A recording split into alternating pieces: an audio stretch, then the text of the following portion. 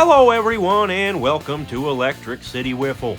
I am your host Mitch Hipshooter in the studio as always to bring you the third and final part of the Slate 7 highlights featuring the series between DX and the Savages for the Power Surge belt. But first, we ask that you please give this video a thumbs up and subscribe to our channel, where we upload new content every Thursday. DX comes into this series at 12-5 and in a three-way battle for the top overall seed. And having just watched the other two teams in that battle go 3-3 in Slate 7, DX now has a big opportunity to take control of the race.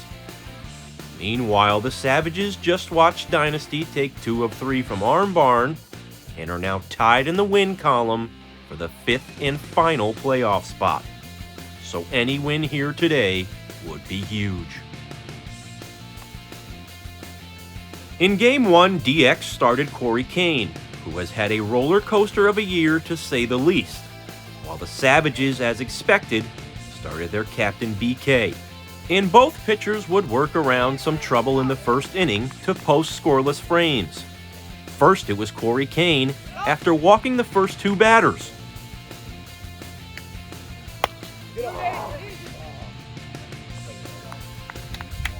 Then BK worked around this leadoff triple by Nate Cruz.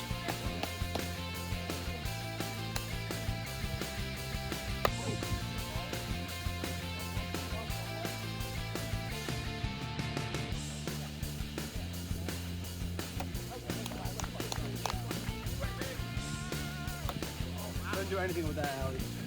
In the second inning is where things started to heat up.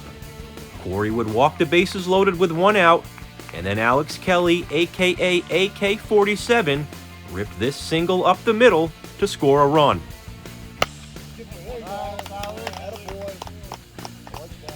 That single was enough to chase Corey Kane from the game, as DX brought in their stopper, Sean Ryan. And Sean did his best to escape the jam, first striking out BK for out number 2, before walking George Stegman for run number 2, then striking out rookie David Bovia to end the threat. It was now a 2-0 lead for the Savages, but DX did what they usually do, and that's respond.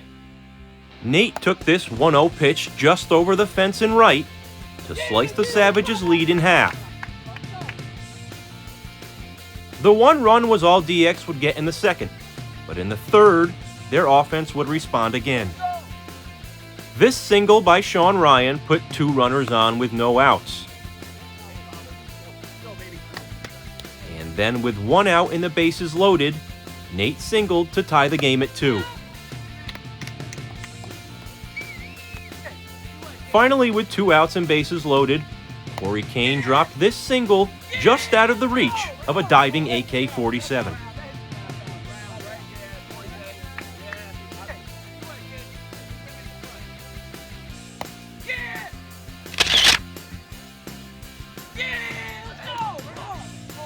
BK would go on to get out of the inning with no further damage, but the Savages were now trailing 3-2, heading into their last at-bat in the top of the 4th.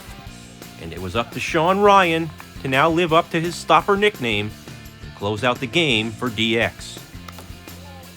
Sean started with a strikeout of David Bovia, but then walked Vinny Struffolino to put the tying run on base, and then walked AK-47 via speed violation.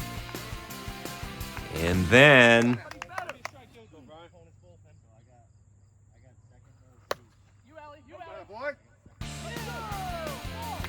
the play by Alley gave DX a huge second out with 2 runners on, and it wouldn't be the last play made by their defense, as George Stegman put one back to the mound.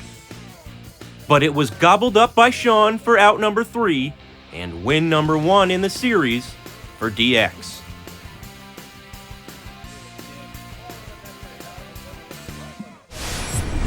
In Game 2, both teams did something a little unexpected, as the Savages made the rare move to not start BK in order to save him for Game 3 where the Power Surge belt is on the line.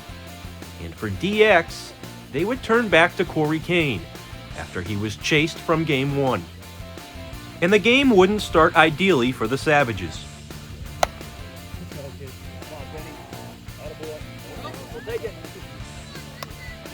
AK-47 was able to work around that mistake though, getting Sean to fly out,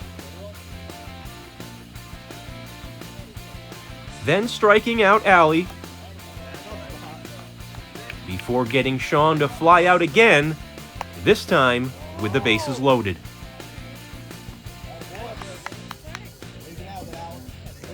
For DX, the first inning experiment wouldn't go as well, as Corey Kane continued to struggle to find the zone. And even when he did, it was a violation. 62. The 3 walks to start the game were enough for DX to once again turn to Sean Ryan to bail them out. The Savages would take advantage of the situation though, first with Vinny Straffolino working a walk to bring in a run, and then BK walking via speed violation to bring in another. Before Ali Paris once again made a huge play in the outfield to limit the damage. The 2-0 deficit for DX in the second inning is exactly where they found themselves in Game 1. And just like in Game 1, the DX offense would respond immediately. After Sean Ryan just missed a 3-run homer, and instead became the second out of the inning, the next batter, Corey Kane, would not miss. Yeah! Let's go! Let's go! The 3-run Oppo blast gave DX a 3-2 lead heading into the bottom of the second, where Sean Ryan, no pun intended, started to cruise.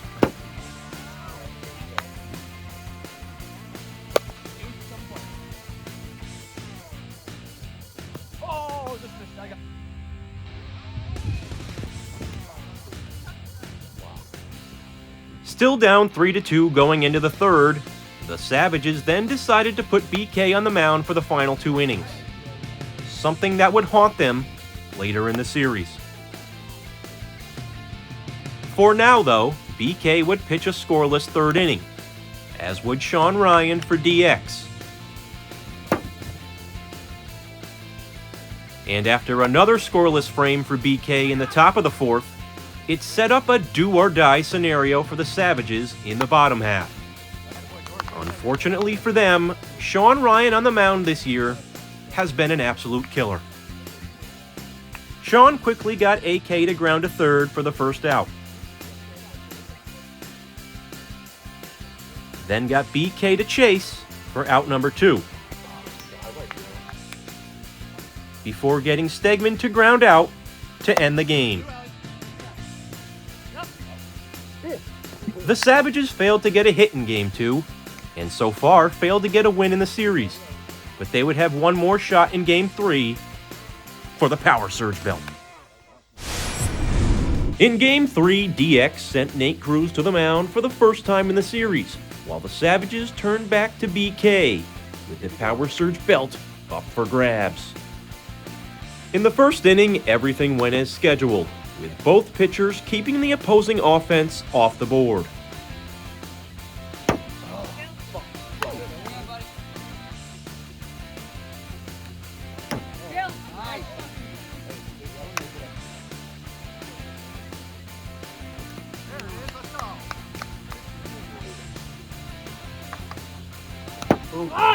Just missed it, kid.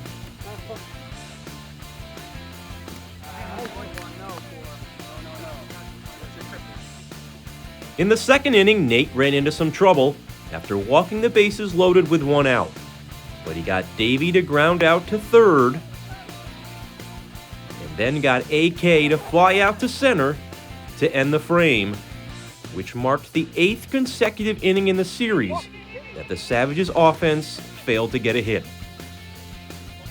In the bottom of the second is where things took an unexpected detour. The first batter of the inning was Nate Cruz, who walked. The next batter was Sean Ryan, and it became clear during the at-bat that something just wasn't right with BK. It's up with 2 now. Let's go. Win the battle.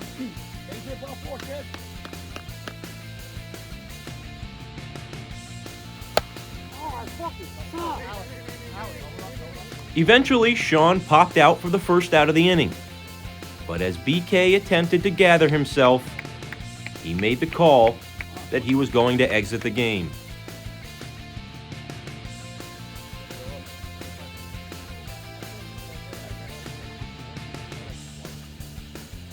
A combination of illness and fatigue left him with nothing in the tank.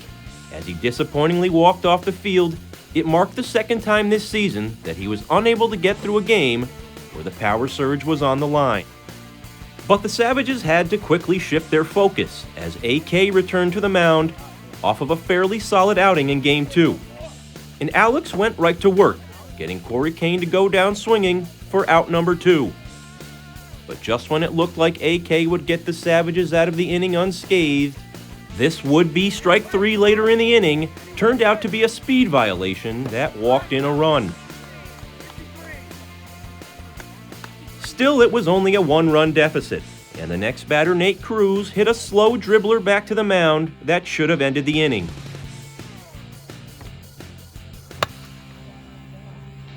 Oh, yeah. Let's go. Now we blow it open. The bobble brought in run number 2, and in this league, too often one minor mistake leads to an even bigger one, as the next batter, Sean Ryan, is about to demonstrate. Oh, yeah. Hey, that's a 6-run limit. Let's go, baby. The grand slam marked the end of the inning via the 6-run mercy rule, and quite frankly, also marked the end of the Savages' hopes of winning this game.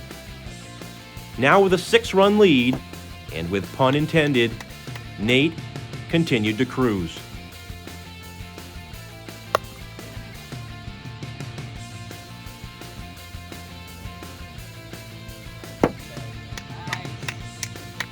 He retired the Savages in order in the third, and as we entered the fourth, with DX still leading 6-0, the Savages needed at least 6 runs to continue the game, and Nate needed 3 outs to capture his first no-hitter. Davey went down swinging for out number 1. Then AK grounded one back to the mound for out number 2.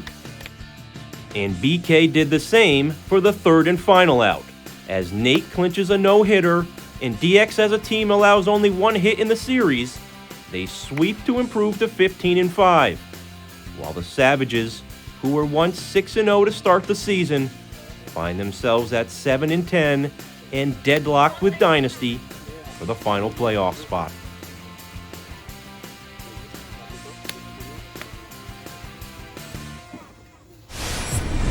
That's going to do it for the third and final part of the Slate 7 highlights, as we return next Thursday with our Slate 8 feature series between the Savages and Dynasty, with everything on the line. For everyone here at Electric City Wiffle, I'm Mitch Hipshooter saying see you next Thursday for the Slate 8 feature series.